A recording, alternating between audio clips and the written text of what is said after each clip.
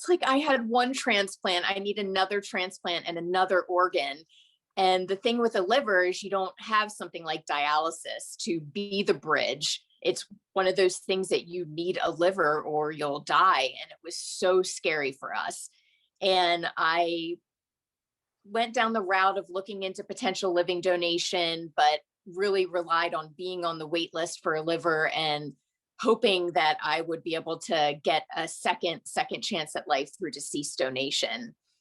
So you can get waitlisted and you can go to multiple centers. And because of how severely ill I was, I got waitlisted for a liver in California and also in St. Louis, Missouri.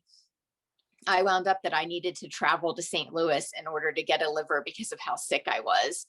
So it was a huge ordeal for us to temporarily relocate, but it is amazing that I'm able to say today that I'm now a dual transplant recipient. And thanks to the generosity of somebody saying yes to organ donation at that time in their lives during that tragedy, they gave something beautiful in life to someone else. And I'm doing wonderful today. When I was severely ill needing a liver transplant, I didn't know how my kidney transplant would do. I didn't know what my future would look like. I didn't know what type of person I would be. Would I ever be healthy? Would I ever be the Valen I just hoped and dreamed for? I was so severely ill. I went from my bed to the couch every day, and I wasn't the strong woman and wife I desired to be. And it was just really, really scary. So to be now sitting on the other side a second time and looking this healthy, which is amazing because it shows how miraculous transplantation is, but it doesn't illustrate how challenging the journey was. But I think it just shows the beauty and how restorative transplantation is. And to be able to give that gift to somebody, a second chance and gift of life, I would have passed away at 19, or I would have passed away in my mid 30s if it wasn't for transplantation. And I'm honestly in awe of it every day. I wake up and think I have somebody else's kidney and liver, and that's what's keeping me going. And I think for transplant recipients, we have this overwhelming sense of gratitude that we don't know what to do with it. I know that's how I feel some days. It's like, how do you channel that? What do you do with it? And we feel like thank you isn't enough for our organ donors. So for me personally, I've channeled that into being a patient advocate. Shortly after my kidney transplant, I learned of my love of public speaking and writing and sharing my firsthand experiences. Because when I was your age, I didn't have a role model. I didn't have somebody to look at in their 20s or 30s, living a productive and joyful life, receiving successful transplants. I didn't have that to look to. I didn't have that inspiration. So now at my age, I'm striving to be that role model for youth and the next generations and showing the amazing life that we can live post-transplant. It takes work and resilience. I take around 20 pills a day. There's a lot that I have to put into to take care of myself. I have a suppressed immune system because of the anti-rejection medicine that I take, so I have to be super careful. But all of that is such a blessing and honor to be able to care for my transplants. I look at that as a joy, not a burden. And for me, being an advocate has really been therapeutic. Being able to do amazing events with the Klug Foundation and be out there sharing my firsthand experiences and giving hope to other people, it really gives purpose to the pain that I've been through, and it makes sense of this challenging journey.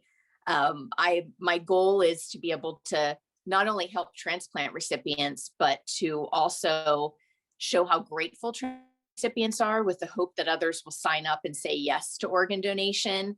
And thinking of all of you, and that you're thinking of having a career in healthcare or medical and moving forward in that direction is just really exciting to me, because I have such special relationships with my doctors, and it is the advancements in medicine and it is my healthcare team as to why I'm here today. So to think of you wanting to do that and the impact that you can have on someone's life is just really powerful. I hope that by sharing my story, it inspires you to continue moving forward to do that and create positive change in this world. And I hope it gives you a really wonderful perspective of organ donation, of the importance to raise awareness of it, to say yes to organ donation, and the incredible gratitude and different life-changing perspective that we get. I feel like even if I don't live a very long life because of being a transplant recipient, having a lot of health issues, I feel like there's such purpose in it and such meaning to it. And I just, honestly, I'm overwhelmed with just gratitude for all aspects of it. And I hope by hearing what Cece shared with the facts of organ donation and the complexity of it and the importance of it, I hope now seeing a face to it helps just bring it all together for you. I would love to have conversation with all of you and answer any questions. I know Cece feels the same way too, because I know I really enjoy being able to talk with people about this and share my firsthand experiences. Yeah. So thank you for sharing, Valen. I always love hearing your story. Every time we do any of these speaking engagements, I always get a little teary-eyed hearing it. But yeah, I wanted to open the floor up for, questions or anything. If you guys wanted, to talk more about organ donation or have questions for Valen about her experience and what she went through, we'll open it up to you guys.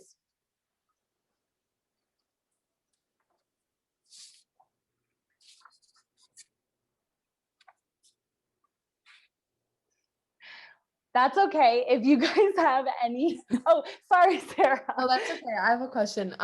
Were both of your transplants, were they from deceased donors, or did you say one was from a living donor and one was from?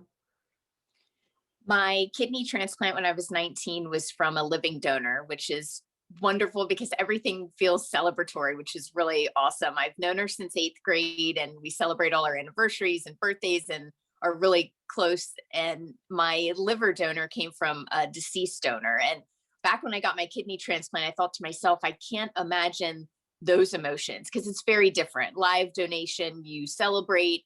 There's a whole different perspective with deceased donation because you know that someone passed away in order to give you life. And I try and think of it from the perspective of how beautiful that is. And it fuels my desire to show my gratitude for this second chance by making the biggest impact that I can with my story.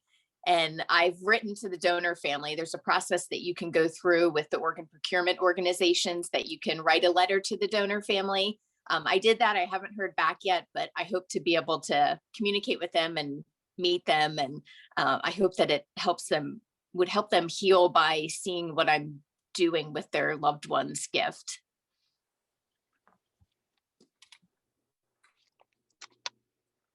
And I think what's really great with organ donation is the ripple effect of the lives that it can impact.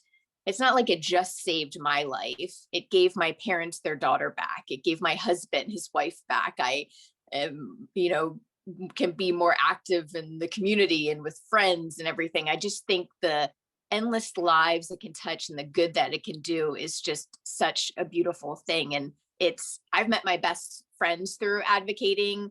My closest girlfriends all have transplants, and I met them by getting out there and sharing my story. And it just has it's had a profound effect on my life. And I think even though all that I know is being a patient since I was 5 years old, there's so much more to me than being a patient, and receiving these transplants has allowed me to get back to enjoying life and being strong. And it's so powerful. And I think really important for the education to be out there, because when I was in high school, even though I knew later on in life I'd be a transplant recipient, I didn't really know much about it. It's not something that's commonly talked about. So I think that's why I'm really passionate sharing my story to just illustrate a human being that has endured it, which I think is just really good for people to see.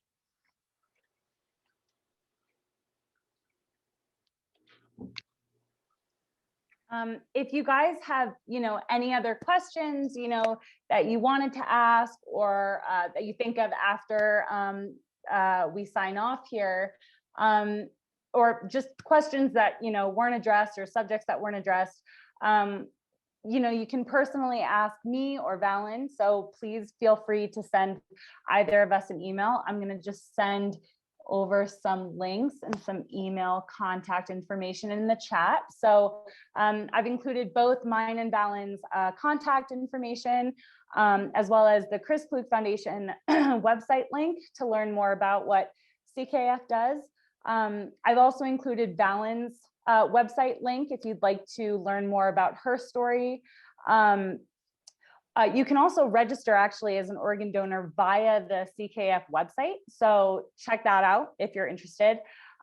This will register you as an organ donor through the national database. It's the same, just like going and signing up at the DMV. Also, just a little quick side note, April next month is actually National Donate Life Month. It's a hugely important month in the transplant and organ donation community.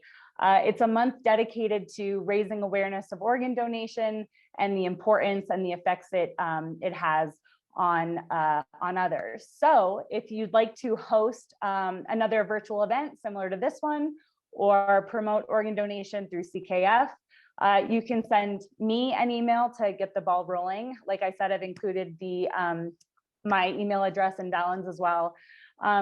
So I guess with that, all I can say is, you know, thank you guys for doing this. Thank you to Sarah for having us. Thank you to Valen for joining us today. And I guess stay healthy and have a great rest of your day. Sarah, do you want to, or Valen, if you guys want to say something else?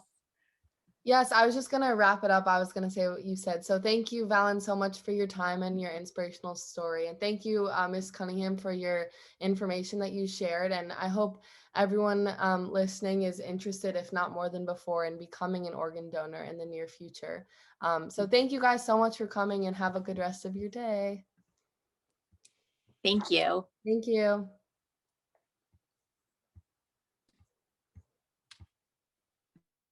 Thank you.